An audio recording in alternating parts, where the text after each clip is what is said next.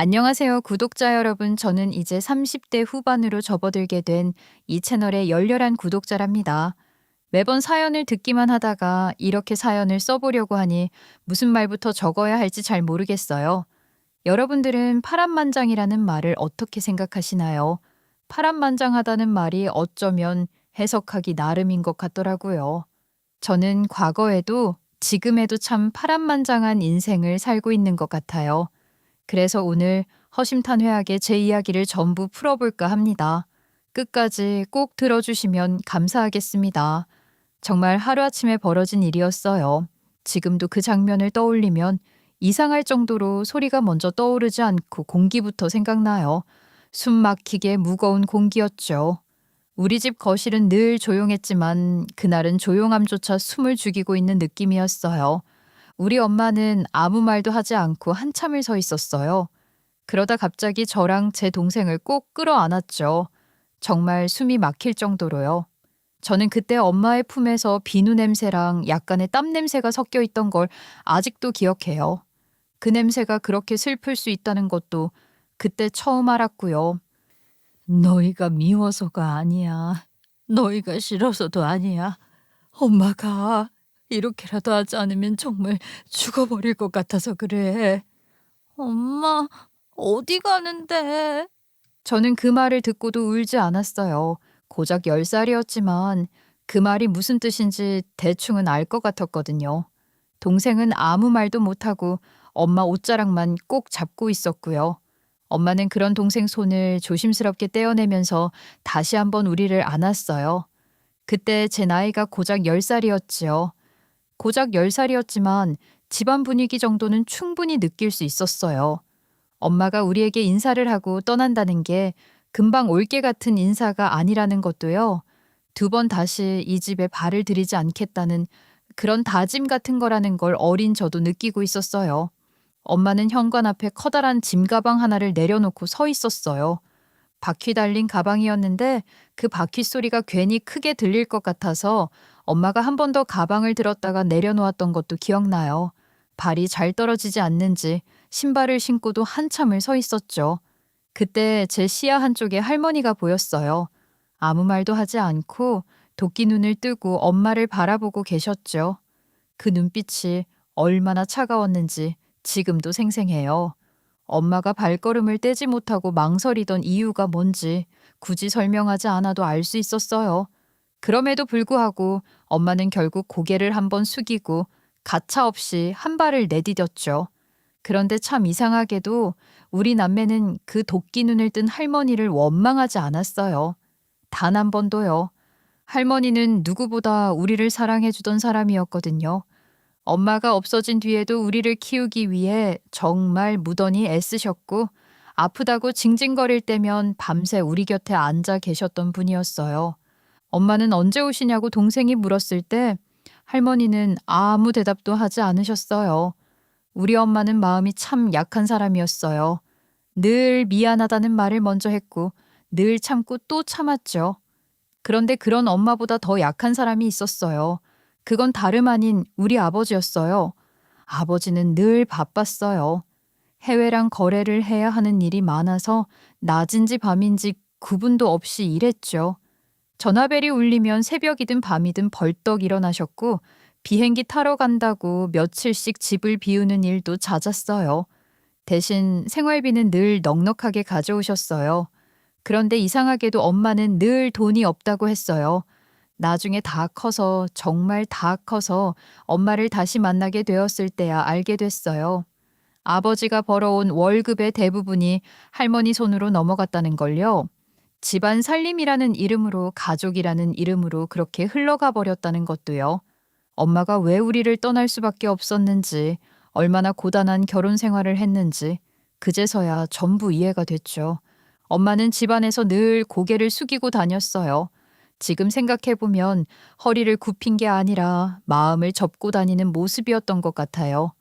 할머니 앞에서는 말 한마디를 꺼내는 것도 늘 조심스러웠고 숨 쉬는 것조차 눈치가 보이는 사람처럼 보였죠. 할머니는 늘 엄마를 잡아먹지 못해서 안달이 난 사람처럼 굴었어요.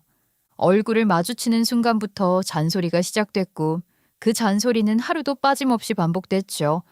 어릴 때 저는 그 소리가 싫어서 동생 손을 잡고 방구석으로 들어가곤 했어요. 괜히 눈에 띄면 우리까지 한마디 들을 것 같아서요. 우리는 바닥에 엎드려 책을 읽거나 종이 인형을 만들어 놀면서 그 시간이 빨리 지나가기만을 바랐죠. 우리 아들이 말이야. 잠도 안 자고 그렇게 열심히 일해서 벌어오는 돈인데 너는 어쩜 그 돈이 그렇게 귀한 줄도 모르고 펑펑 써대니? 제가 뭘 또 그렇게 펑펑 썼다고 그러세요. 그 말을 들을 때마다 저는 엄마 얼굴부터 봤어요. 엄마는 아무 대답도 하지 않고 고개만 더 숙였죠. 우리가 보기엔 엄마가 뭘 그렇게 펑펑 썼는지는 도무지 알 수가 없었어요. 새 옷을 사는 것도 본 적 없고 늘 같은 앞치마를 두르고 집안일만 하던 사람이었으니까요. 어릴 때야 자세하게 몰랐죠. 엄마는 결혼하고 난 이후에 단 한 번도 할머니와 떨어져 살아본 적이 없었다고 했죠. 신혼살림이 시작되던 그때부터 이미 할머니를 모시고 살았던 거예요. 할머니는 일찌감치 사별을 한 뒤에 우리 아버지를 홀로 키워냈다고 들었어요. 그 이야기는 할머니가 자랑처럼 늘 하시던 이야기였죠. 아버지 대학 등록금을 마련하기 위해 안 해본 일이 없었다고요. 아버지는 공부를 정말 잘했던 사람이었어요. 대한민국에서 제일 알아준다는 대학을 나왔고 영어도 혼자 공부해서 미국에서 살다 온 사람처럼 할 줄 알았다고 했죠. 그 말이 과장은 아니라는 건 저도 어릴 때부터 알고 있었어요. 아버지는 집에서도 영어 신문을 읽곤 했어요. 두꺼운 신문을 펼쳐놓고 안경을 고쳐 쓰던 모습이 아직도 생생하거든요. 그런데 그런 아버지는 할머니의 치마폭에 너무 깊이 둘러싸여 있는 사람이었어요. 정말 사랑하는 여자를 만나 결혼까지 했으면서도 그 여자를 할머니의 잔소리에서 지켜낼 수 있는 행동력을 가진 사람은 아니었던 거죠. 아버지는 늘 엄마에게 짜증을 냈어요. 할머니가 한바탕 퍼붓고 나간 뒤면 꼭 엄마를 향해 당신이 뭘 잘못했으니까 우리 엄마가 그러는 거겠지 라고 말을 했어요. 엄마는 그렇게 하루하루를 버텼고 우리는 그 모습을 보면서 자랐어요. 그게 당연한 줄 알고 그렇게 사는 게 가족인 줄 알면서요.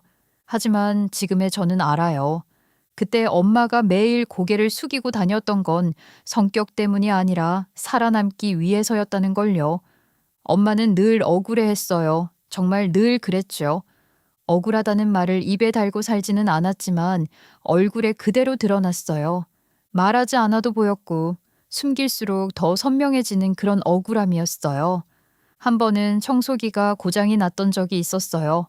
오래 쓰던 거라 소리도 이상했고 먼지도 잘 안 빨아들이던 때였죠. 엄마는 고민 끝에 제일 좋은 청소기를 하나 사왔어요. 그날따라 표정이 조금 밝았던 것도 기억나요. 이제 청소하는 게 좀 재밌겠다. 이게 소음도 적고 기능도 많은 모델이라더라. 와, 엄마 빨간색 청소기 되게 예쁘다. 아니, 이게 뭐냐? 이거 얼마짜리야? 이번에 새로 나온 제품이래요. 오래오래 잘 쓸 수 있을 것 같아요. 청소기가 그래봐야 청소기지. 판매 직원한테 속았네 속았어. 다 똑같은 청소기 중에 왜 하필 제일 비싼 걸 사와? 어머니, 이게 제일 흡입력이 좋다고 해서요. 오래 쓰는 거니까. 돈이 남아돌아? 네가 번 돈이야? 우리 아들이 피땀 흘려 번 돈이야? 아버지가 벌어오는 월급 전부를 할머니가 관리했잖아요. 엄마에게는 매달 정말 조금의 생활비만 주면서 그 돈으로 반찬도 만들고 애들도 키우고 공과금까지 다 내라고 했다고 하더라고요. 그 와중에 돈을 쪼개고 모아서 가전제품이라도 하나 바꾸면 돈이 남아도냐고 잔소리를 하면서 다음 달에 줄 생활비를 줄여버렸다는 겁니다. 우리 엄마 버틴 게 정말 용하죠. 정말 못 견디겠어서 엄마는 몇 번이나 아버지에게 졸랐다고 했어요. 정말 여러 번이요. 여보, 우리도 이제 우리끼리 살아보자. 형편이 나쁜 것도 아니고 어머님이 아프신 것도 아니잖아. 저렇게 정정하신데 굳이 같이 살아야 할 이유가 뭐야? 우리 엄마가 애들을 다 돌봐주고 계시잖아. 그럼 나는 집에서 놀아? 나도 애들 엄마야. 애들 키우는 사람이라고. 그럼 뭐해? 애들은 우리 어머니를 더 잘 따르는데. 그 말을 들을 때마다 엄마 속은 그렇게 시커멓게 타들어갔다고 했어요. 애를 키우는 건 엄마의 몫인데 왜 그 몫까지 전부 할머니의 것이 되는지 도무지 이해할 수가 없었다고요. 이 집에서 나는 뭐지? 엄마는 그렇게 혼잣말을 했다고 했어요. 밥하는 사람? 청소하는 사람 아니면 그냥 쓸모없는 사람인가 싶었대요. 결국 마음에 병이 든 엄마는 아버지를 향해 초강수를 두고 만 것이요. 분가를 하지 않을 거면 나 더 이상 이렇게 못 살아. 이혼하자. 아버지는 그 말을 협박쯤으로 여겼다고 했어요. 그래서 아무렇지도 않게 말했대요. 이혼하고 싶으면 그렇게 하자고요. 그 말이 그렇게 쉽게 나올 줄은 엄마도 몰랐다고 했어요. 하지만 수년간 할머니에게 시달려 온 엄마는 정말로 이혼 도장을 찍어버렸고 그 뒤로 집을 나가 다시는 돌아오지 않았어요. 엄마가 그렇게 떠난 뒤 집안 분위기는 더 단단하게 굳어졌어요. 할머니는 우리 남매를 불러앉히고 단호하게 말했어요. 엄마 생각하지 마라. 너희 엄마는 너희를 버리고 떠난 나쁜 사람이야. 그럼 엄마는 다시는 안 와? 집에로 낳은 자식까지 버리고 간 년이 왜 돌아와? 연락 오면 다 돈 때문에 오는 거다. 먹고 살기 힘들어서 연락하는 거니까 절대 받아주면 안 돼. 그 말을 들은 날 이후로 저는 마음속에서 뭔가를 하나 끊어냈어요. 엄마와의 모든 연을요. 엄마가 집을 나간 뒤로 할머니는 정말 우리 남매를 돌봐주셨어요. 밥도 해주시고 학교도 챙겨주고 아프면 병원도 데려가 주셨죠. 그래서 더더욱 엄마와 연락을 해서는 안 된다고 생각했어요. 지금 우리가 이렇게 사는 건 다 할머니 덕분이라는 생각이 머릿속에 박혀 있었거든요. 그래서 저는 스스로 다짐했어요. 엄마를 그리워하지 말자고, 연락이 와도 받지 말자고, 그게 이 집에서 살아가는 사람으로서 내가 지켜야 할 도리라고 믿으면서요. 대학을 졸업하고 취직을 한 뒤 제 스스로 돈을 벌기 시작하면서부터였어요. 그때부터 엄마의 마음이 조금씩 이해가 되기 시작했지요. 예전에는 왜 그렇게까지 힘들어 했는지, 왜 그 선택을 할 수밖에 없었는지 잘 몰랐는데 사회에 나와서 월급을 받아보니 알겠더라고요. 돈을 번다는 게 단순히 숫자가 늘어나는 일이 아니라는 것도 그 돈에 따라 말할 수 있는 권리나 선택지가 달라진다는 것도요. 엄마는 일을 할 수 있는 시간도 여유도 없었을 거고 무엇보다 내가 누구인지조차 헷갈렸을 것 같다는 생각이 들었어요. 엄마는 생활력이 강한 사람이긴 했어요. 살림도 잘했고 아이들도 잘 챙겼고 없는 돈으로도 어떻게든 버텨냈으니까요. 그런데 그 생활력이라는 게 엄마가 원해서 만들어낸 능력이 아니라 할머니에 의해 어쩔 수 없이 생겨난 거였다는 걸 이제는 알 것 같았어요. 엄마가 내 나이 10살에 집을 나간 뒤로 우리는 한 번도 보지 않고 살았어요. 그러다 제가 20대 후반이 되었을 때 동생이 엄마랑 연락을 하고 지낸다는 걸 알게 됐죠. 그 사실을 알았을 때 솔직히 마음이 복잡했어요. 너 엄마랑 연락해? 몇 년 됐어. 왜? 엄마 만나고 싶어? 연락해볼래? 왜 나한테는 말 안 했냐는 생각도 들었지만 한편으로는 부러웠어요. 그래서 결국 저도 몇 번 엄마를 만나게 됐고 조심스럽게 이야기를 나누게 됐죠. 그때서야 모든 이야기를 들었어요. 엄마가 이혼을 결심하기까지 얼마나 힘들었는지, 도장을 찍는 순간 손이 얼마나 떨렸는지, 집을 나서던 날 어떤 마음이었는지요. 그저 고개만 끄덕이면서 괜히 물컵만 만지작거렸죠.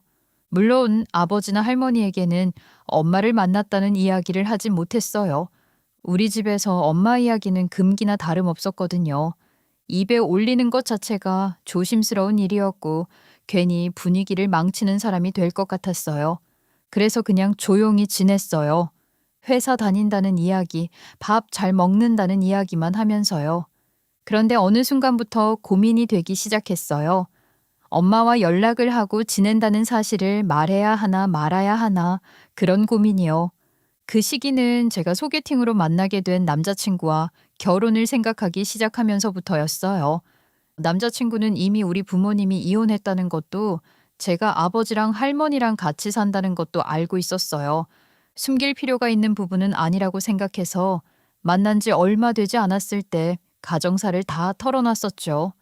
남자친구는 저에게 힘들었겠다며 공감을 해주었고 그건 우리 사이에 큰 문제가 되지 않았죠. 그런데 결혼 준비를 본격적으로 생각하다 보니 현실적인 문제가 하나씩 떠오르더라고요. 결혼을 하게 되면 양가 부모님을 다 만나게 될 거고, 저는 엄마랑도 연락을 하고 지내고, 아버지랑도 같이 살고 있으니 결국 두 분을 다 만나게 될 수밖에 없잖아요. 그렇게 되면 아무리 숨기려고 해도 아버지랑 할머니가 제가 엄마랑 연락을 하고 지낸다는 사실을 알게 되지 않겠어요? 그 생각을 하니 조금 걱정이 되긴 했어요. 괜히 집안이 시끄러워질까봐, 또 예전 일들이 다시 꺼내질까봐요. 그래도 한편으로는 이런 생각도 들었어요.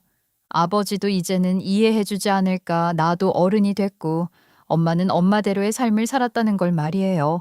그래서 결국 마음을 정했어요. 두 분을 다 인사시키기로요. 결혼 준비를 하는 동안 아버지도 그랬지만 엄마 역시 제게 그런 말을 했어요. 필요한 거 있으면 엄마한테 말을 하라고요. 그동안 못 해준 게 많으니까 결혼 준비를 하는 동안에라도 얼마든지 도와주고 싶다고요. 그 말을 들을 때마다 마음이 묘했어요. 괜히 울컥하기도 하고 또 한편으로는 미안하기도 했죠. 엄마가 그렇게 말하는 데에는 다 이유가 있었어요. 엄마는 이혼을 한 뒤 외가로 내려가 지내기 시작했대요. 처음에는 그냥 숨만 붙이고 사는 느낌이었다고 했어요. 아침에 눈을 뜨면 하루를 어떻게 버텨야 하나부터 고민이 됐고 아무것도 하고 싶지 않았다고요. 하지만 그렇게 시간을 보내다 보니까 나중에 저희가 나이를 먹어서 도움이 필요하다고 연락을 해왔을 때 아무것도 못 해줄 것 같았대요. 결국에는 자식 버리고 떠나서 이도저도 아닌 부모로 남게 될까봐 못난 엄마로 끝까지 기억될까봐 두려웠대요. 그 생각이 엄마를 다시 움직이게 만들었다고 했어요.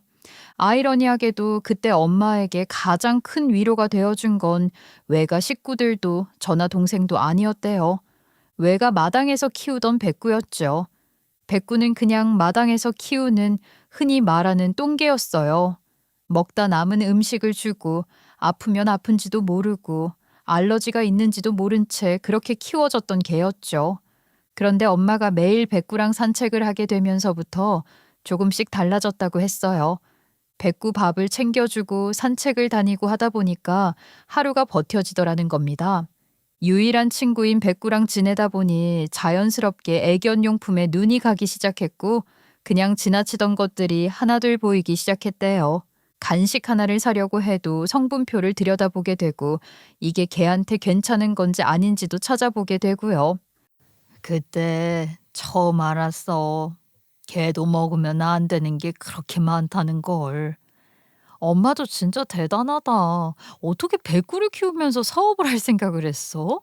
그날 이후로 엄마는 백구를 위해 간식을 직접 만들기 시작했고 사료도 성분 하나하나 따져서 먹였어요. 옷도 직접 만들어 입혔고요. 그렇게 하다 보니 문득 그런 생각이 들었대요. 사업 아이템으로 써먹어도 충분하겠다고요. 엄마는 그렇게 애견 사업에 뛰어들었어요. 처음엔 정말 지지부진했다고 했어요. 물건은 좋은데 알아주는 사람은 없고 돈은 계속 들어가는데 나오는 건 없고요.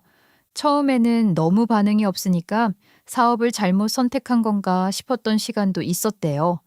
그런데 시간이 지나면서 사람들이 반려동물을 가족처럼 생각하기 시작했고 인식이 점점 달라지면서 조금씩 반응이 오기 시작했대요. 그렇게 사업을 시작한 지 5년쯤 되었을 때부터 주문이 늘고 단골이 생기고 입소문이 나기 시작했지요. 제가 결혼을 할 즈음이 되었을 때는 엄마의 사업이 꽤 커져 있었어요. 오프라인 매장만 해도 3군데나 운영하고 있었고 온라인 매출도 어마어마해졌다고 했어요. 그래서 엄마는 그동안 엄마 노릇을 제대로 못했다며 이제라도 갚고 싶다고 했어요. 필요한 게 있으면 언제든지 말하라고 제 손을 꼭 잡고 그렇게 이야기하셨죠. 엄마 노릇 지금이라도 해보자. 나는 엄마 마음이면 충분해. 제가 그렇게 말하긴 했지만 막상 결혼 준비를 시작해보니 들어갈 돈이 정말 많더라고요. 생각했던 것보다 훨씬요. 예식장, 혼수, 예단, 그리고 무엇보다 집 문제까지 겹치니까 현실이 확 와닿았어요. 이것저것 계산기를 두드리다 보니 결국 한숨이 나오더라고요. 그래서 결국 결심을 하게 됐어요. 엄마의 도움을 받아야겠다고요. 그 계기가 된 건 다름 아닌 집 문제였어요. 그 집 문제 하나가 나중에 그렇게까지 큰 파장을 가져올 줄은 그때는 정말 상상도 못했죠. 남자친구는 저처럼 아주 평범한 직장을 다니던 사람이었어요. 대기업도 아니고 그렇다고 엄청난 연봉을 받는 것도 아니었죠. 그래서 결혼을 생각하고 집 이야기를 꺼내자마자 현실이 바로 눈앞에 펼쳐졌어요. 우리가 집을 구하려면 대출은 필수였어요. 그런데 그 시기가 참 안 좋았죠. 대출 규제는 심각했고 금리는 하루가 다르게 올라가고 있었어요. 계산기를 두드려 볼수록 한숨만 나왔고 예산은 도저히 맞지 않았어요. 그때였어요. 남자친구가 정말 골 때리는 소리를 한 게 그러지 말고 우리 엄마랑 같이 살면 어때? 뭐라고? 우리 집 있잖아. 좀 낡았는데 요즘 재개발 얘기 나오면서 집값이 많이 올랐대. 그 집 팔면 경기도 외곽으로 넓은 평수집 충분히 살 수 있어. 그래서 지금 신혼 시작부터 시어머니와 합가를 해서 살자고? 너무 그렇게 안 좋게만 받아들이지 말고 경기도 외곽이라 해도 어차피 대중교통 다 잘 돼 있잖아. 출퇴근도 크게 문제 없을 거고. 우리 집 팔아서 엄마랑 같이 살 집 구하는 게 낫지 않겠어? 진짜 그런 소리 하지 마. 내가 우리 엄마가 왜 이혼했는지 다 이야기했잖아.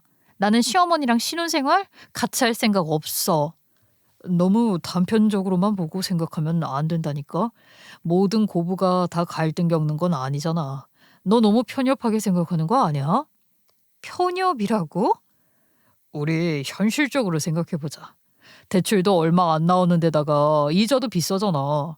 지금 기회 놓치면 나중에 더 힘들어질 수도 있어. 이 정도 조건이면 현실적인 선택 아니야? 그래, 당신 말이 맞는 부분도 있어. 근데 난 싫어. 그게 아무리 현실적인 방안이라고 해도 싫단 말이야. 너는 혼자 살아야 할 우리 엄마 걱정도 안 돼? 너무 이기적인 거 아니야? 그렇게 말하는 순간 제 마음은 더 단단하게 닫혀버렸어요. 아니, 어떻게 그런 말을 할 수가 있죠? 따지고 보면 저희 아버지랑 이제는 너무 늙어서 잘 걷지도 못하시는 고령의 할머니도 살아계셨어요. 우리 엄마도 혼자 살고 있는데 왜 지 가족만 그렇게 끔찍하게 챙길 수 있는 건지 제 상식으로는 이해가 안 갔죠. 남자친구는 저에게 현실적인 문제로 합가를 하자고 말을 하는 게 아닌 것 같았어요. 홀로 남을 홀시어머니를 모시고 살아줄 며느리를 찾는 것 같은 느낌이 들었죠. 우리 엄마도 혼자 살아. 우리 아버지는? 우리 할머니는? 자기야, 그건 좀 다른 이야기 아니야? 막말로 자기네 어머님은 혼자 살기를 선택하신 거잖아. 그 말에 저는 말문이 막혔어요. 남자친구는 말을 멈추지 않았죠. 시어머니는 사별을 하고 어쩔 수 없이 혼자가 된 거다. 유일한 가족인 자기가 분가를 하면 우리 엄마가 얼마나 외롭겠냐, 그런 헛소리를 늘어놓았죠.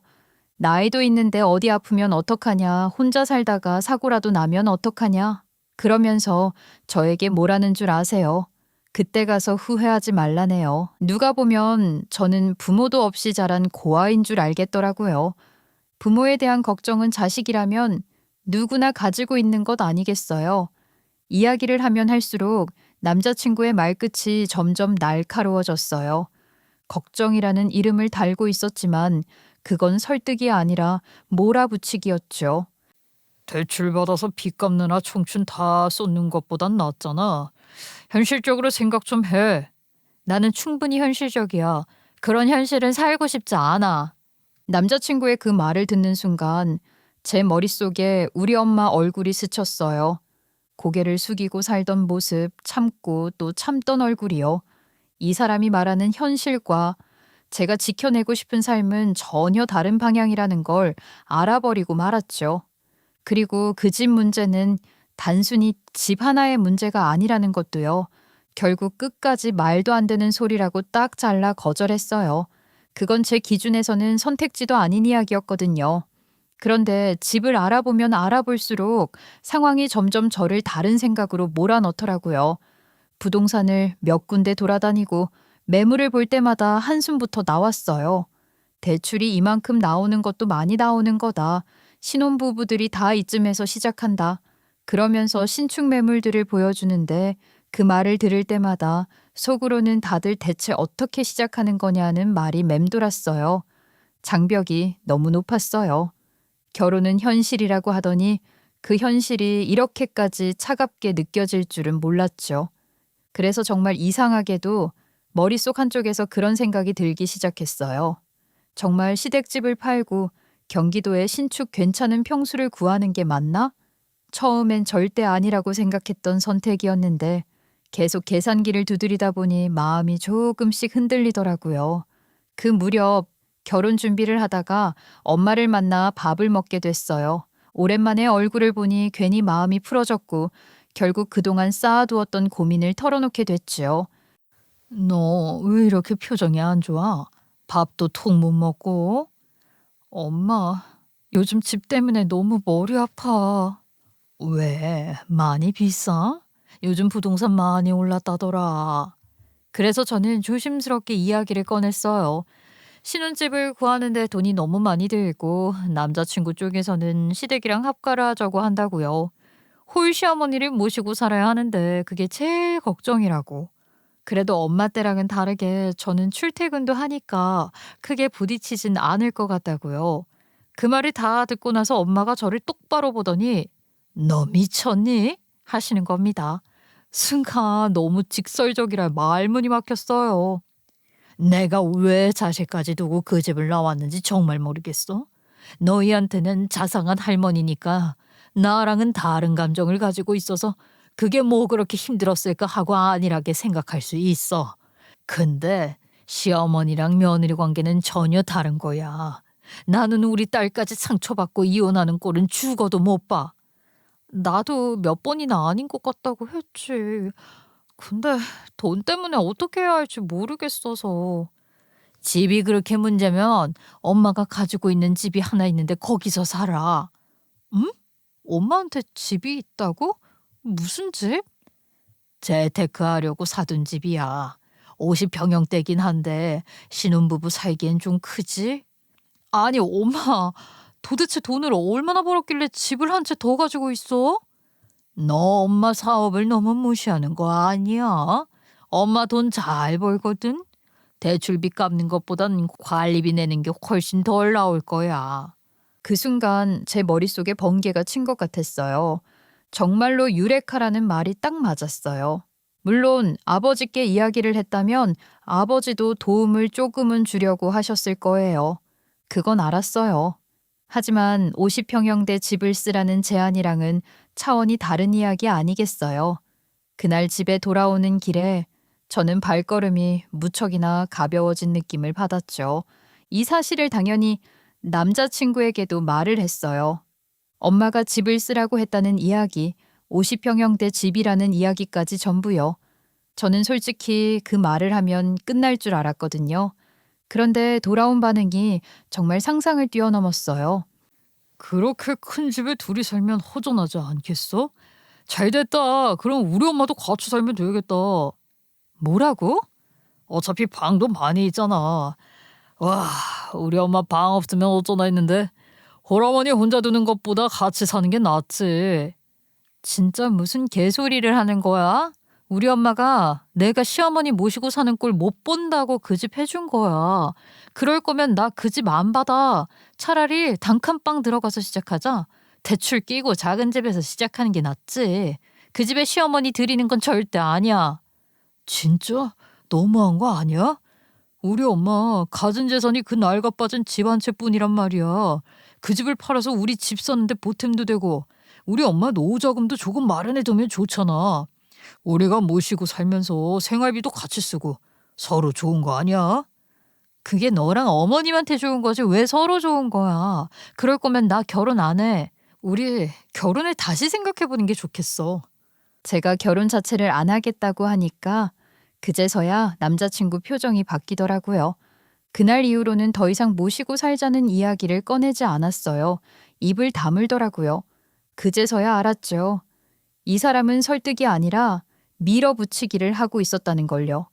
어쨌든 그렇게 우리는 다시 결혼 준비에 박차를 가하게 됐어요. 양가 상견례도 무사히 했고 우리 할머니는 고령의 나이임에도 불구하고 결혼식에는 꼭 참석하겠다고 하셨어요.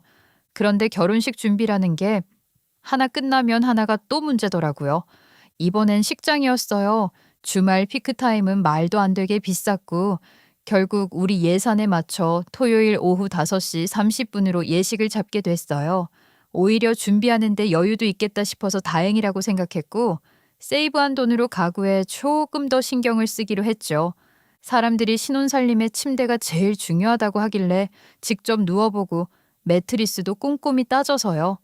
가구도 전부 톤을 맞춰서 통일했고 방이 2개 남았어요.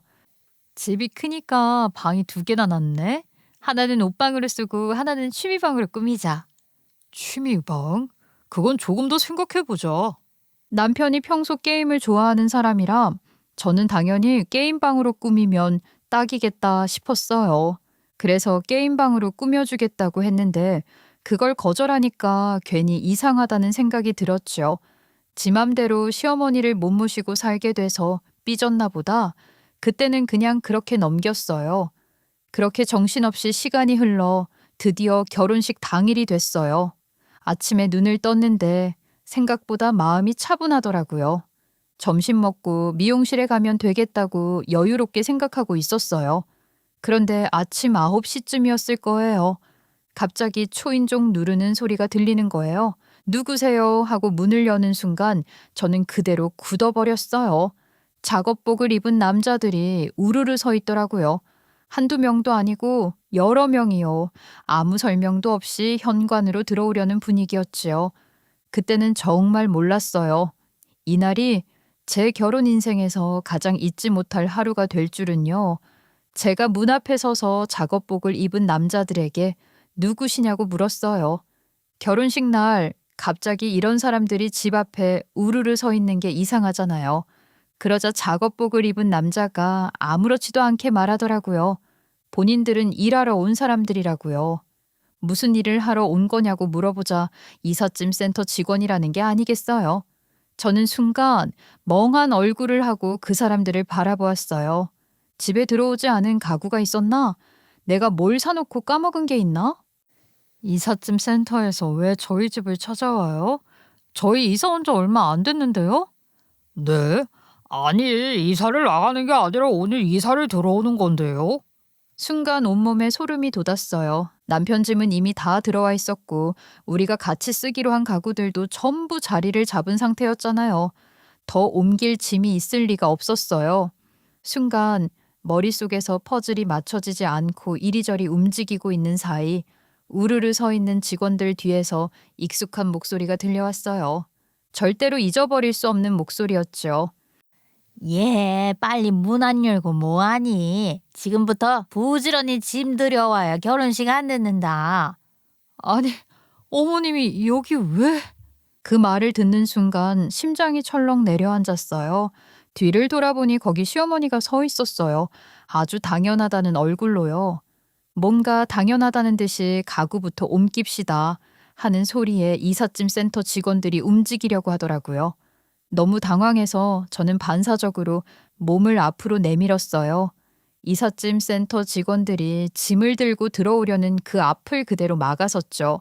저는 저절로 목소리가 커졌어요. 아니, 잠시만요. 지금 누구 마음대로 이 집에 들어오시겠다는 거예요? 이삿짐 센터 직원들도 당황한 기색이 역력했어요. 당연하겠죠. 본인들은 그저 일하러 온 사람이고 집 몇 개만 옮기면 된다고 알고 왔을 텐데 집주인이 집을 가로막고 짐을 들이지 못하게 하니까 완전히 오늘 잘못 걸렸다는 생각을 했을 거예요. 제일 앞에 있던 사람이 오늘 이사라 들었다. 이 집으로 짐을 옮기라고 들었다고 같은 말만 반복하고 있었죠. 어머님, 저 짐들 전부 어머님 짐인 거죠? 그래, 내 짐이다. 얼른 안 비켜.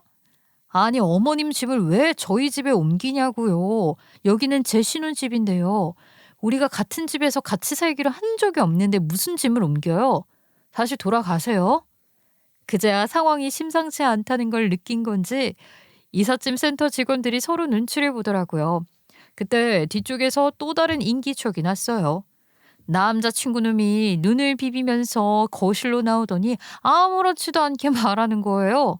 마치 본인은 이 상황을 전부 예상이라도 했다는 듯 행동을 하는데 기가 막혔죠. 엄마 짐 저 작은 방에 들여놓으면 돼. 지금 뭐 하자는 거야? 누구 마음대로 짐을 작은 방에 들여다놔? 나랑 한 이야기들은 다 뭔데? 일단 짐을 밖에 둘 순 없잖아. 집에 들여야지. 그리고 오늘 우리 결혼식 날이잖아. 아침부터 싸우지 말고 일단 엄마 짐부터 옮기고 나중에 이야기하자. 미쳤어? 지금 짐 들이면 끝이라는 걸 내가 모를까 봐 그래? 절대 안 돼. 그럼 여기서 하루 종일 대치하고 있게? 우리 결혼식 준비해야지. 아무리 오후 결혼식이라지만 샵에 가야 할 거 아니야. 나랑 상의도 없이 다짜고짜 짐부터 옮기는 법이 어디 있어. 미리 말했어야 하는 거 아니야? 네가 계속 싫다고 하니까 설득을 못했잖아. 일단 같이 살아보면 네 생각이 틀렸다는 것도 알게 될 거야. 내가 100번, 1000번 싫다고 했잖아. 어쩜 그렇게 네 생각만 밀어붙일 수 있어? 우리 엄마가 합가 죽어도 안 된다고 해서 이 집 해준 건 몰라? 그걸 알면서도 이러는 거야? 아이고 다리 부러지겠네. 결혼식 날인데 며느리가 너무 예민하네. 이렇게 큰 집에 나랑 같이 사는 게 왜? 홀시어머니 불쌍하지도 않냐? 어? 들어오지도 못해. 그 말에 저는 더 이상 말을 잇지 못했어요. 지금 이 상황이 제가 그렇게 두려워했던 바로 그 장면이라는 걸 깨달았거든요. 말로만 상상하던 합가가 이렇게 짐부터 들이밀며 시작되는 거라는 걸요. 결혼식 당일 아침 제 신혼집 현관 앞에서 이삿짐과 함께 서 있는 시어머니를 보며 저는 분명히 알았어요. 이 집에 저 짐이 들어오는 순간 제 인생에서 어떤 문은 완전히 닫혀버릴 거라는 걸요. 어머님, 이건 상의가 되지 않은 일이에요. 어머님이 불쌍하고 안 불쌍하고를 따질 일이 아니고요. 너는 왜 나를 겪어보지도 않고 일단 싫다고 말할 수가 있니? 누가 보면 내가 며느리 잡아먹는 시어머니인 줄 알겠네. 나는 요즘 시어머니라 옛날 시어머니들이랑은 다르다고. 그러더니 아주 당연하다는 듯 말했죠. 일단 짐부터 저쪽 방으로 옮기면 되지 않겠냐고요. 어떻게 해서든지 밀고 들어오려고 하는데 저도 귀신처럼 막아섰죠. 안 돼요. 오늘뿐만 아니라 앞으로도 제 집에 절대로 어머님 짐 못 들여요. 이 집 그러려고 받아온 거 아니거든요. 아, 좀 고집 좀 그만 부려. 우리 엄마 짐 다 빼고 집도 팔았는데 그럼 당장 어디로 가라는 건데? 기가 막혀 진짜. 나랑 상의도 없이 이런 일을 저질러 놓고 그 책임을 왜 나한테 돌려. 이건 네가 알아서 책임져야 하는 문제잖아. 마음을 조금만 더 넓게 쓰면 안 돼? 혼자 살아야 하는 우리 엄마가 불쌍하지도 않아? 그 순간 제 안에서 뭔가가 확 식어버렸어요. 그때 이삿짐 센터 직원들도 슬슬 표정이 굳어지더라고요. 하나같이 웅성거리면서 이 짐들을 어떻게 해야 하냐고 내리냐고 마냐고 자기들끼리도 우왕좌왕하더라고요. 현관 앞이 점점 아수라장이 되어가고 있었어요. 그 와중에 이때다 싶었는지 뭔지 시어머니는 목소리를 더 키우셨어요. 지금 며느리가 나를 문전박대하는 거야? 내가 혼자 사는 거 우리 아들이 죽어도 못 본다고 해서 그래서 이사까지 결심한 건데 너무한 거 아니니? 어머님, 제가 처음부터 안 된다고 한 건 왜 빼먹으세요? 늙은 쌤이 모셔야 네가 복을 받는 거다. 그래야 아들도 낳고 가정도 화목해지는 법이지. 그 말을 듣는 순간 정말 기가 막히더라고요. 그래서 저는 오히려 웃으면서 말했어요. 그 상황에서 제가 갑자기 미소를 띠고 말을 하니까 다들 미쳤냐는 눈빛으로 저를 쳐다보는데 저는 또박또박 이어갔어요. 굳이 짐 옮기시겠다는 거죠. 어머님 덕분에 제가 진짜로 복 받는 것 같네요. 갑자기 그게 무슨 소리니? 아무래도 우리 조상님이 기회를 몇 번이나 주신 것 같은데 제가 그걸 못 알아들었던 것 같아요. 근데 이제라도 어머님 덕분에 알아들었으니까 복 받은 게 맞나 봐요. 그랬더니 다들 의아한 얼굴을 하더라고요. 남자친구도 시어머니도 이삿짐 센터 직원들도요. 그 틈을 놓치지 않고 저는 휴대폰을 꺼냈어요. 그리고 아주 담담하게 우리 아버지한테 전화를 걸었어요. 남자친구의 눈을 똑바로 바라보면서 아빠 하고 불렀는데 제 목소리가 놀랄 만큼 차분하게 나오더라고요. 사실 그 순간 제 마음속에서는 이미 하나의 결론이 내려져 있었어요. 이건 더 이상 참고 넘길 문제가 아니라는 것, 그리고 오늘 이 자리에서 끝을 봐야 한다는 것 말이에요. 결혼식 당일 아침 제 신혼집 현관 앞에서 저는 처음으로 제 인생의 주인으로 서 있기로 마음먹었어요. 아빠, 진짜 죄송한데요. 저 오늘 결혼식 못할 것 같아요. 아직 출발 안 한 지인분들 계시면 결혼식은 취소됐으니까 결혼식장에 오지 말라고 전해주실 수 있죠? 아니, 갑자기 그게 무슨... 그 말을 끝까지 다 하기도 전에 제 손에서 전화기가 확 낚아채졌어요. 시어머니였어요. 아주 벌겋게 달아오른 얼굴하고는 씩씩거리면서 제 휴대폰에 뜬 아버지의 전화번호를 보면서 식겁을 하시는 겁니다. 무슨 소리를 하는 거냐고 저에게 질책하듯이 말을 하더니만 전화기에 대고 거의 소리를 지르듯이 말을 했어요. 사돈, 제가 잘 타이를게요. 애가 지금 예민해서 그래요. 저 지금 하나도 안 예민한데요? 그러고는 제 허락도 없이 전화를 뚝 끊어버리셨어요. 순간 머리가 띵 했어요. 우리 아버지도 얼마나 황당하셨을까요? 아니나 다를까 바로 다시 전화가 걸려왔고 현관은 그야말로 난리가 났죠. 그 와중에 남자친구 놈이 저를 보더니 소리를 질렀어요. 너 제정신이야? 결혼식 날 갑자기 취소가 무슨 말이야? 너야말로 지금 제정신으로 이런 짓을 한 거야? 결혼식 날 아침에 통보도 아니고 짐부터 들이밀면서 같이 살기로 결정을 내렸다고? 개소리하고 있네 진짜. 이 집이 누구 집인데 누구 마음대로 같이 살고 말고를 정해. 나한테는 말 한마디 없이 그게 맞아? 야, 진짜 동네 쪽팔리게. 어차피 가족이잖아, 가족. 가족끼리 함께 사는 게 뭐가 그렇게 큰 문제인 건데? 나한테는 매우 큰 문제거든.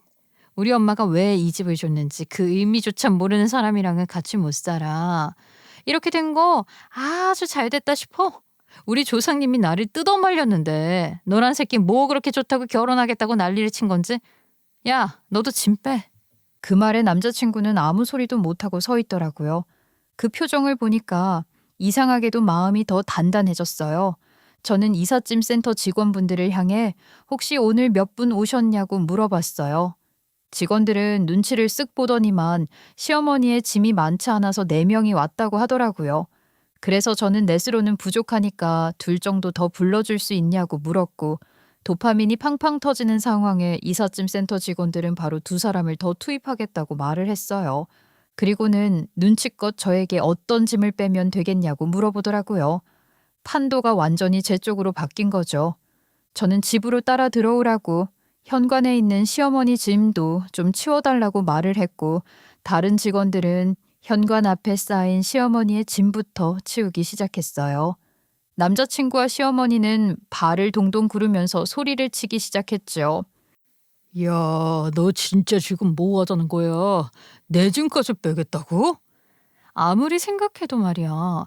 이혼보다는 파혼이 낫지 않겠나 싶어서. 결혼식 당일에? 못할 건 뭐야?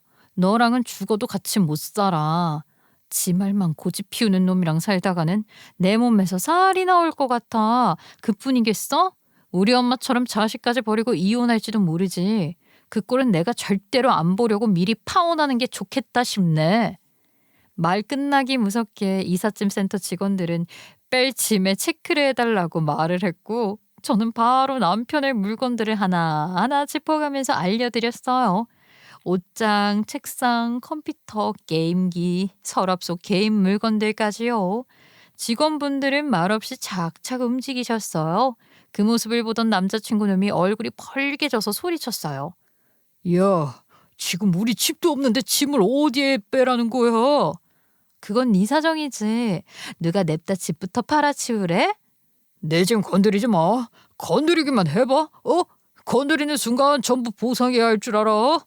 그 말을 듣는 순간 저는 더 이상 참을 이유가 없다고 느꼈어요. 그럼 경찰을 부르는 게 좋겠다고 말하면서 바로 휴대폰을 꺼냈죠.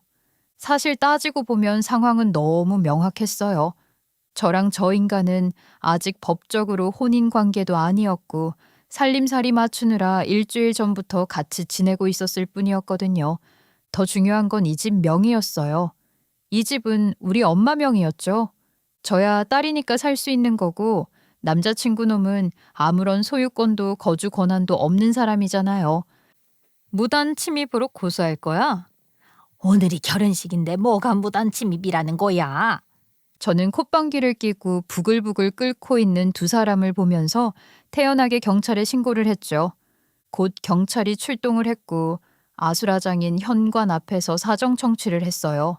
남자친구는 계속 오늘 결혼할 사이라고 청첩장을 들이밀었지만 저는 파혼할 거라고 법적으로 엮인 사이가 아니니 이 집에 무단 침입을 한 거라고 말을 했죠. 저는 고소할 생각 있다고 자꾸 이러면 스토킹 처벌도 가능하지 않냐고 물었어요. 경찰은 한참 저희 두 사람을 보더니만 가능하다고 말을 했죠. 그제야 분위기가 완전히 바뀌었어요.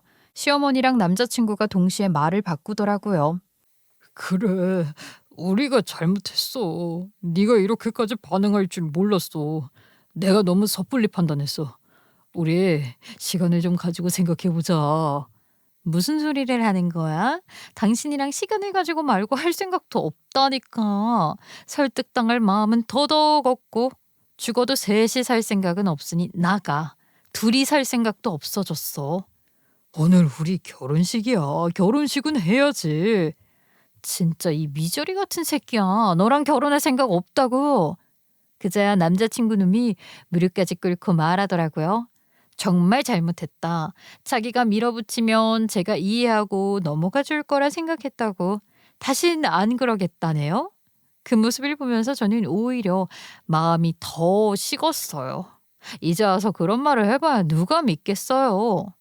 일단 신고가 들어왔으니까요. 서해 가셔서 이야기를 나누셔야겠습니다.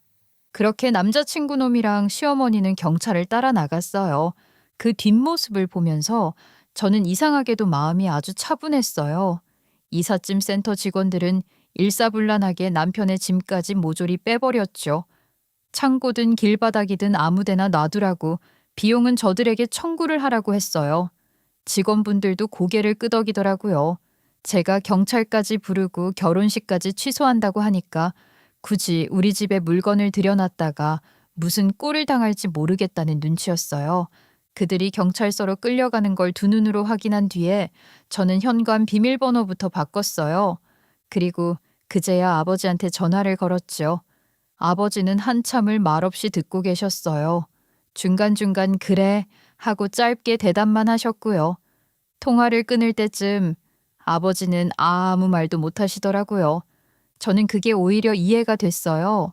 아버지도 제 이야기를 들으면서 느끼는 게 많았을 거라고 생각했거든요. 본인도 겪어봤던 일이니까요. 제가 오죽하면 시어머니와 같이 사는 걸 그렇게까지 싫어하는지 아버지는 누구보다 잘 알고 계셨을 테니까요.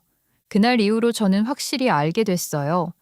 결혼식 하나 취소하는 게 인생을 망치는 게 아니라 그 결혼을 강행하는 게 인생을 망칠 수도 있다는 걸요. 물론 결혼식장에는 갈 수밖에 없었어요.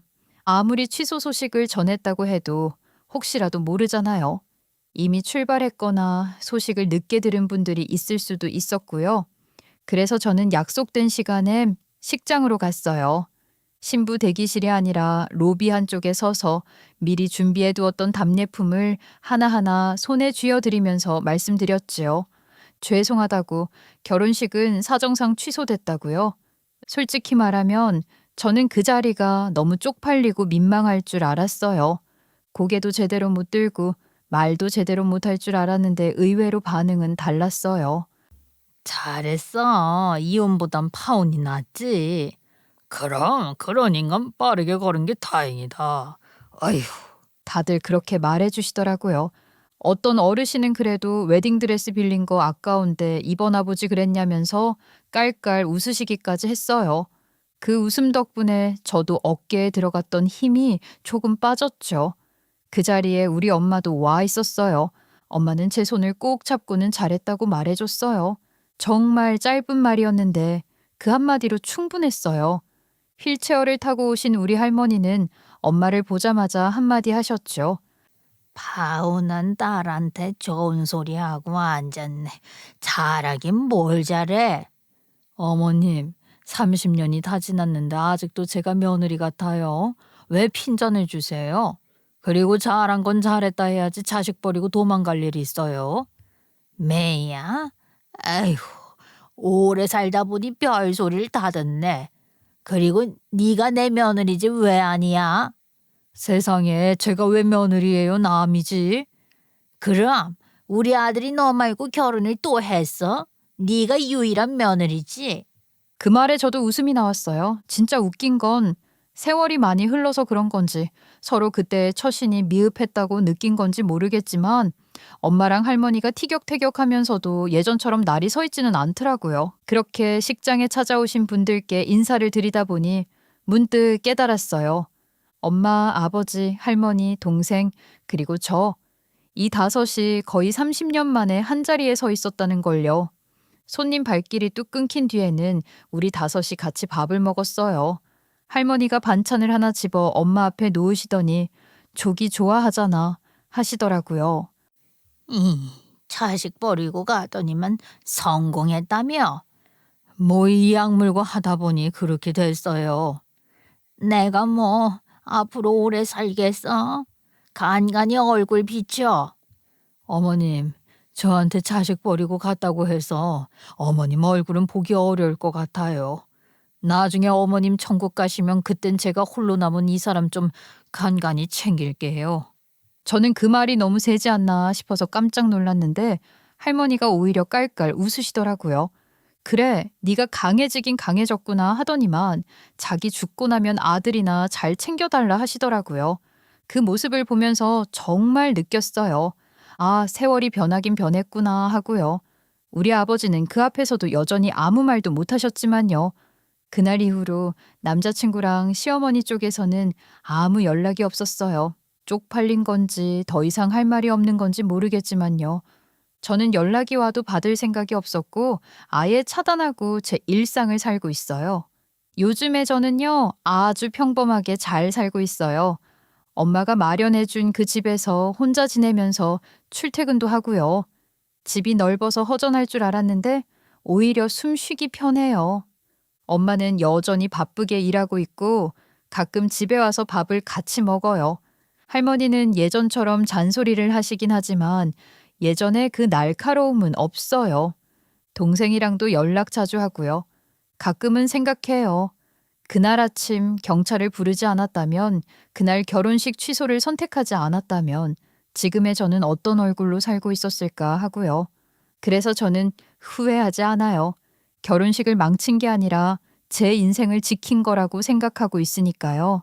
지금의 저는 누군가의 며느리가 되기 전에 제 자신으로 살고 있는 사람이랍니다.